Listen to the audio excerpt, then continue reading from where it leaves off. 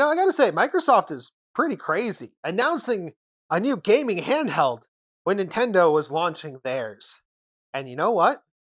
Honestly, I am so happy that it's actually happening because the idea of having a Windows handheld that is actually, got optimization from Microsoft just makes me excited. So let's talk about it. Hello and welcome. My name is Wolfy.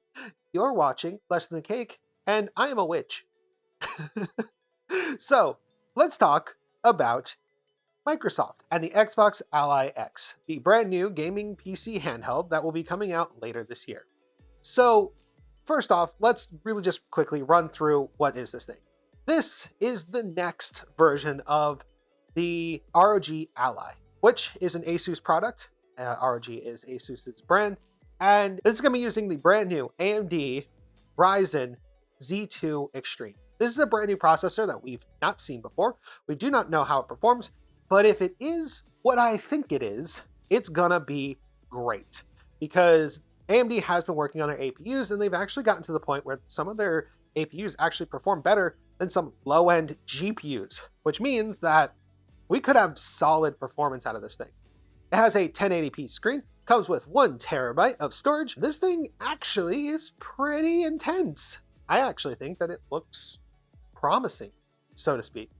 And that is the main version, which is the Ally X Xbox version, or the 3X version.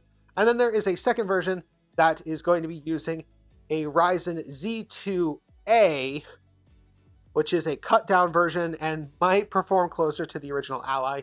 We're not entirely sure. That one's not interesting to me, despite it being probably the cheaper of the two. Now, both of these handhelds are going to be running Windows, which means that when it comes to game compatibility, they will be 100% compatible with your Xbox and your PC library that, well, is through Steam, Epic Games, etc. In fact, actually in their demonstration, they showed BattleNet, which, go figure, they own Activision. But the point is, you're going to be able to have multiple launchers on this thing, and because it's running Windows, compatibility should be 100% universal. The big cool change here, though, is that Microsoft is going to be making an optimized version of Windows for handhelds.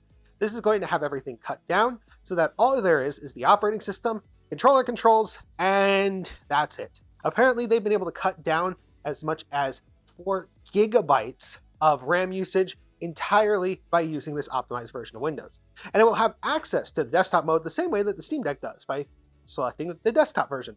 Desktops will not be rendered while in the gaming mode, which is actually kind of cool and should help with faster boot times. Now, there's a lot of asterisks around all of this because, well, there are things we don't know. One, how is this actually going to perform?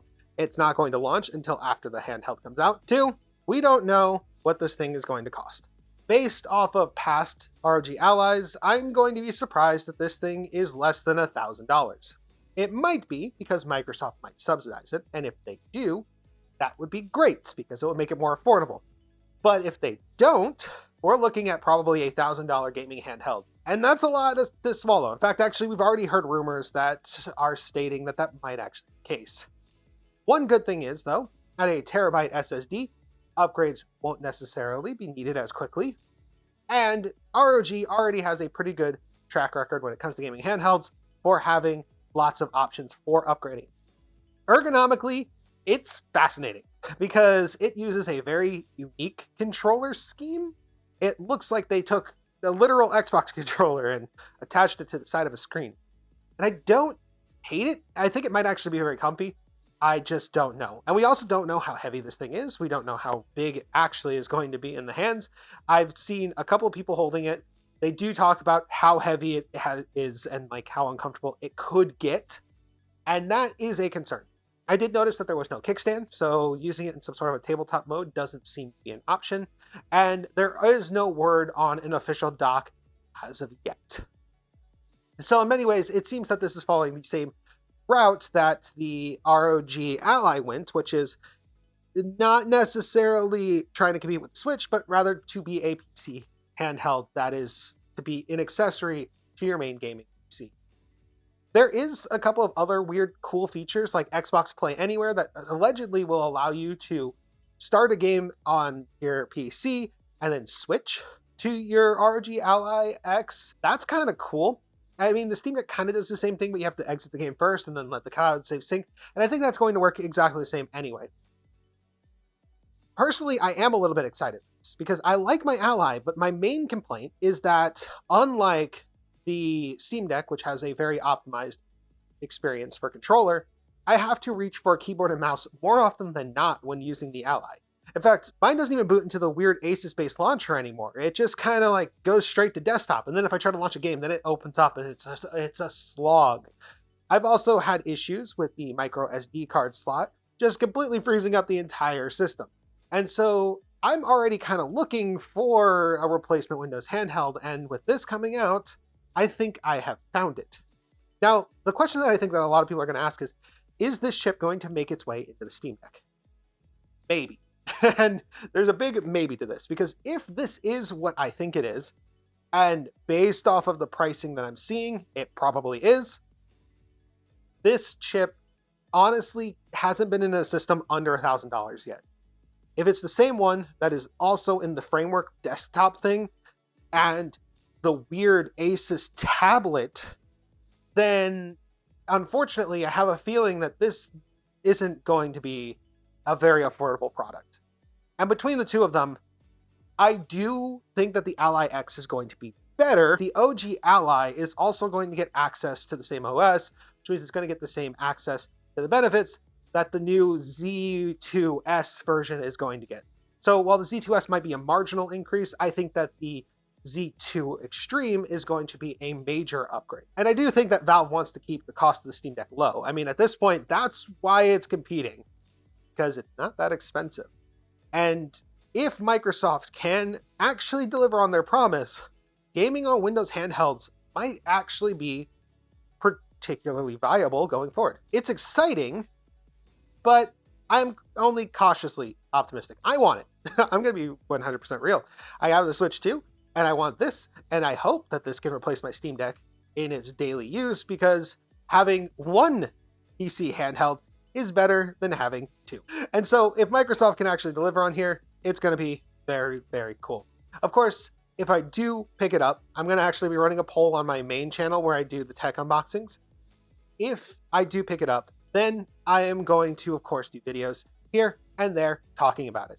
Heck, if this thing is as powerful as I think it is, I might be able to attach a VR headset to it. Imagine handheld VR chat. That'd be weird, actually. Playing the hand. You're just playing VR chat. You're like walking around like this. Hello. It's so silly. But I also kind of like the idea of it. I don't know. It sounds like there might be a lot of content behind that. And allegedly, it's launching this year. I don't think I mentioned that. Yeah, it's supposed to come out this year. And I think what I've heard is October-ish. It says holiday of 2025, so that could be November. Pre-orders might be in October. Either way, it's going to be around.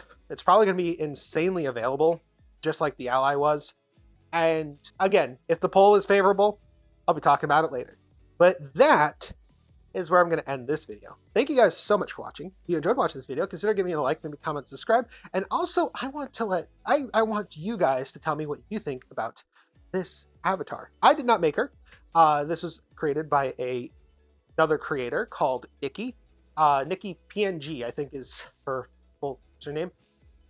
Honestly, there's a whole video about like how I got to here, but it's going to come out after this one because this one's a news video and it's more timely. And I want to use this as my talking about something that isn't as Nintendo, isn't a little bit more mature kind of avatar. And I want you guys to let me know what you think of her, because I think she's a pretty good representation of my other character just in this form. So let me know what you guys think below, and I will see you in the next video. Wolfy.